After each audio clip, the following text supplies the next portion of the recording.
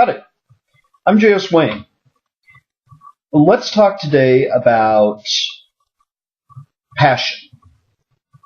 Passion's a big thing in the romance industry. Everybody who writes romance knows this. You've got to have passion for your characters. You've got to have passion between the characters. You've got to have passion for the world you create. Where does that passion come from? Well, I think that passion comes from being a reader. Why do we read? Let's think about that for a minute. Why do we read? We read because we want an escape from reality.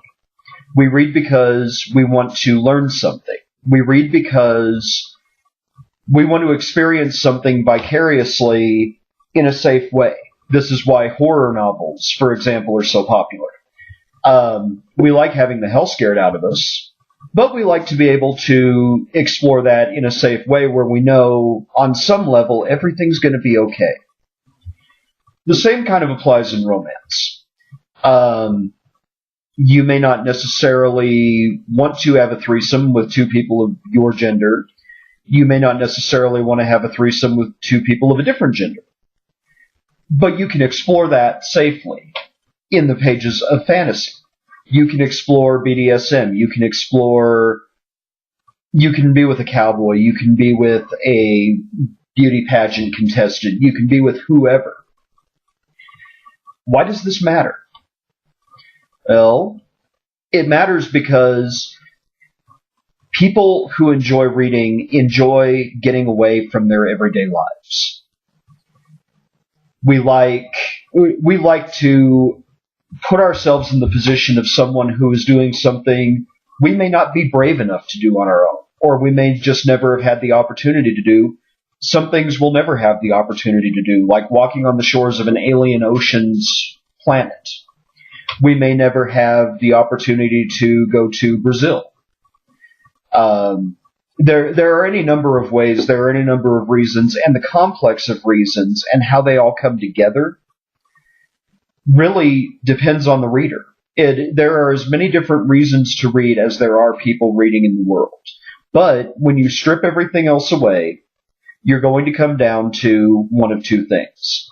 They want to get away from reality, or they want to learn something new and insightful about their reality or about themselves. This is the approach that I take with my writing. I like to bring that sensibility of discovery. I like to take the real and the unreal and bring them together in a way that, no matter how outlandish the unreal may seem, it seems like the only way it could have gone down. For example, Sock It To Me.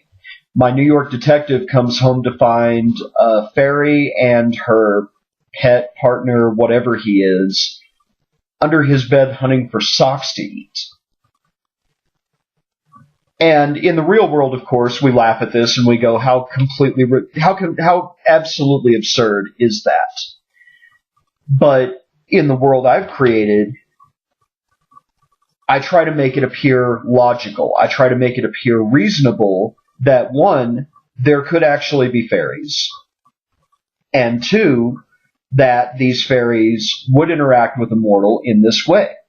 Now, of course, she proposes, oh, well, I see you looking at me. I assume you'd like to have sex with me. That's perfectly fine with me. Then my duty is discharged. I can go about my way and you can go about yours. Except that that's not what he wants. What he wants, he didn't even dare admit to himself. But this fairy winds up being the catalyst for him and the object of his desire to get together. That's pretty cool from my point of view. I really enjoy the idea of... I've always loved the idea of love. I love the idea of that pure, overriding, you cannot imagine your life without this person. You would be willing to do absolutely anything for this person. No matter how far out of your way it puts you, no matter what kind of danger it puts you in, this person is worth that.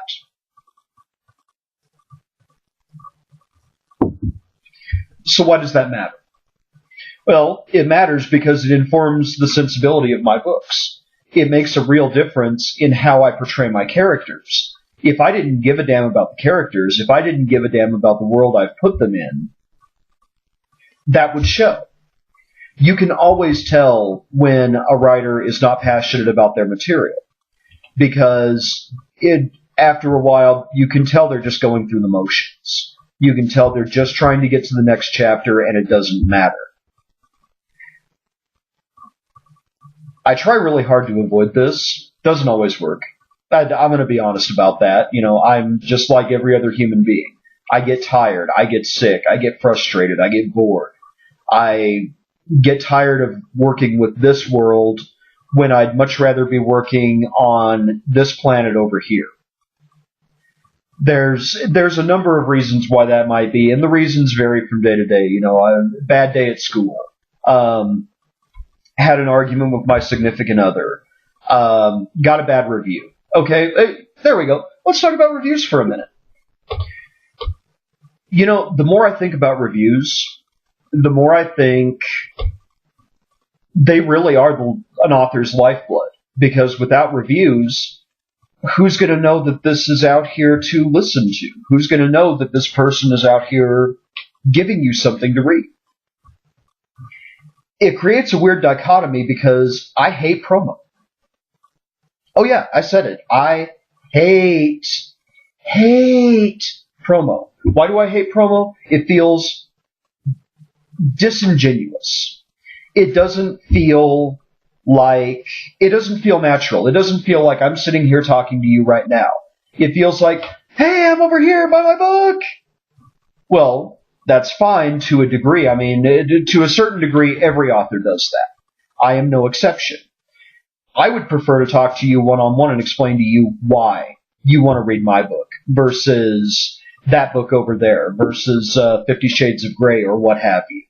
And if you've read my blog before, you know my opinions on 50 Shades. I don't see any particular need to belabor that point.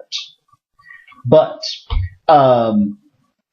what it all comes down to is a lot of people don't trust reviewers. They trust peer reviewers. They trust the people they read on Amazon. But you're a critic from the New York Times. A lot of people feel like they've been steered wrong one too many times by these people.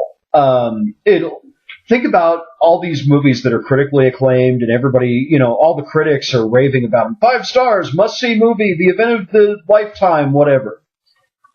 And you go see it and you go, my God, what a tedious piece of shit. And it's entirely understandable. I know a lot of people, and I'm one of them because I'm a contrary son of a bitch, and I'm the first to admit it. If the reviewers like a movie, unless I've had my eye on it anyway for my own reasons, I'm likely to look at it and go, no. I'll wait until my dad's seen it, until my girlfriend's seen it, until my best friend's seen it. Somebody I know, somebody I can talk to and say, okay, why did you like it? And that's kind of a big thing.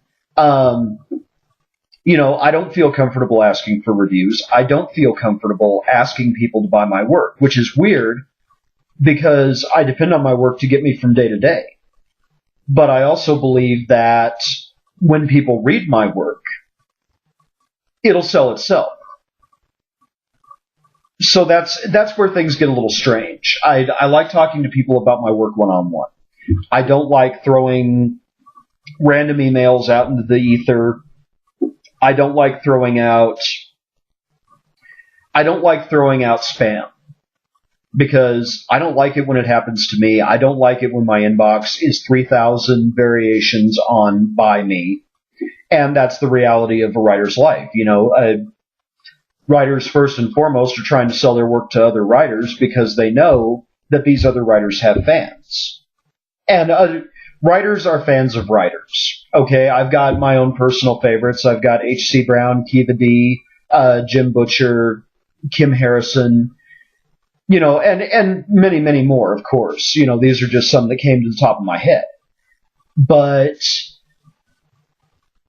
writers are fans of other writers. And if you can get a writer to say, oh yeah, this is really good, then you're halfway there. the problem is selling to writers is the hardest thing in the world because writers tend to be very discriminating. They have, dare I say, very Catholic tastes in what they're looking for and what they want from a book. And the other problem is a writer's time is precious. I've got a to be read list that's as long as my arm.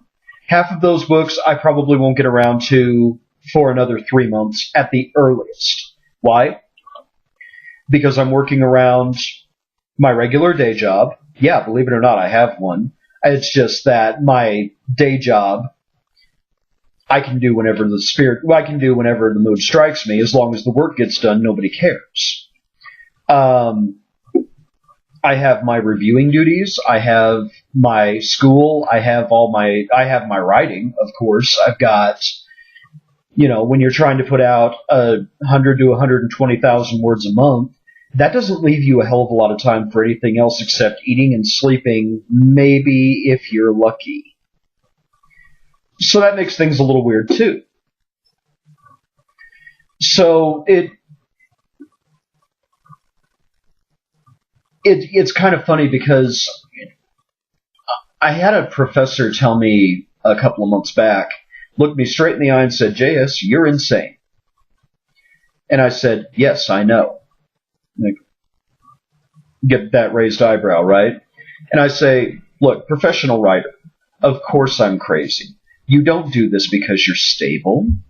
You don't you don't take up writing as a profession because you're a well-adjusted human being. No. We spend way too much time in fantasy worlds dealing with imaginary friends to be anything close to stable."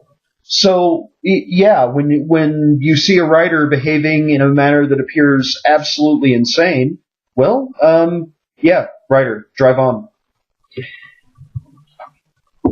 So it's crazy to be putting out 120,000 words, which is a longish novel, every month, or even attempting to on a monthly basis. For writers who've done NaNoWriMo before, imagine doing a double nano every single month. No breaks, no rest, you just do it. That seems pretty insane, right? That's part of the reason why I'm doing the podcast today instead of actually typing this out on my blog. That, and the fact of the matter is, I think it was time for some FaceTime.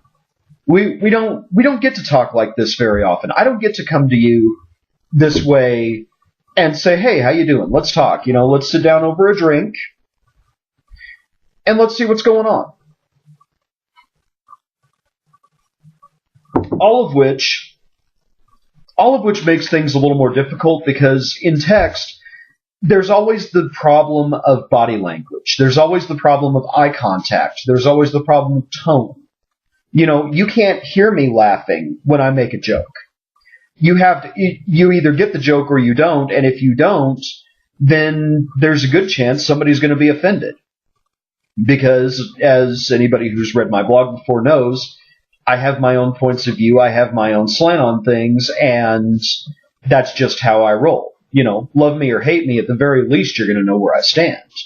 This is different. I like this because this gives me a chance to talk to you face to face. And kind of discuss some of these things, kind of analyze some of these things that are going on in my mind. Because that's important to me. I think we're so text driven, and we're so, "Oh, check out my blog, check out this, check out my new email, check out my new Facebook." Okay, all that's wonderful. But it loses this. It loses me and you.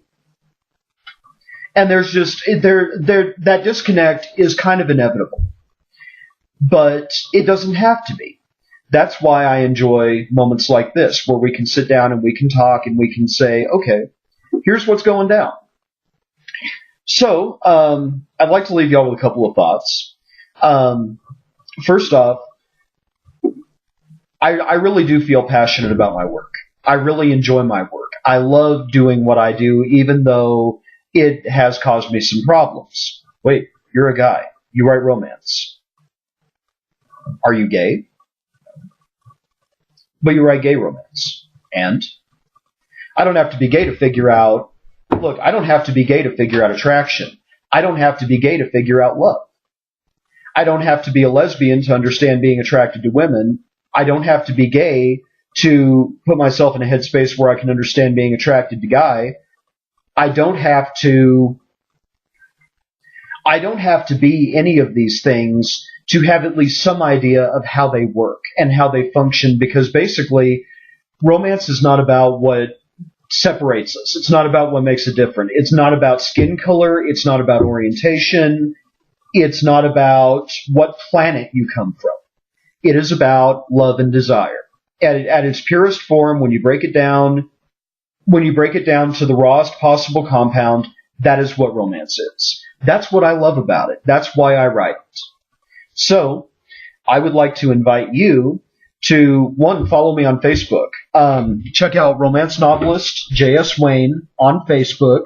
I'm doing a like drive right now on that page. If I get 1,000 likes by the end of the month, I'm giving away a copy of my entire Changeling Press backlist to one commenter. And there will be a first and second prize where people get free books as well. So please, romance novelist J.S.Wayne on Facebook. Check me out. Follow me. Like me. Let's talk. Let's talk. I want to hear about your work. I want to tell you about mine. Hit me up. Alternately, you can follow me at author _JS Wayne on Twitter. You can also email me, jswayne702@gmail. So, hit me up. Let's have a conversation. Let's talk. Feel free to leave a comment on my blog. Feel free to leave a comment on my YouTube page. I want to hear what you have to say. I want to hear what you, as a reader and maybe as a writer, I want to hear what you think. I want to hear what your ideas are. How do you see these issues? Let's have a dialogue. Because I think dialogue is one of the things we're really missing in this world these days. Everybody listens with the intent to reply rather than listening with the intent to learn. And I want to learn. I want to learn from all of you. I want to learn from the reader. I want to learn from the writer. I want to learn from the person who really doesn't give a damn one way or the other. So let's chat. So with that note, I'm going to wish y'all a good day. I'm going to get back to my drink. Once again, I'm J.S. Wayne. Thanks so much for tuning in. I look forward to seeing you next time. Y'all take care.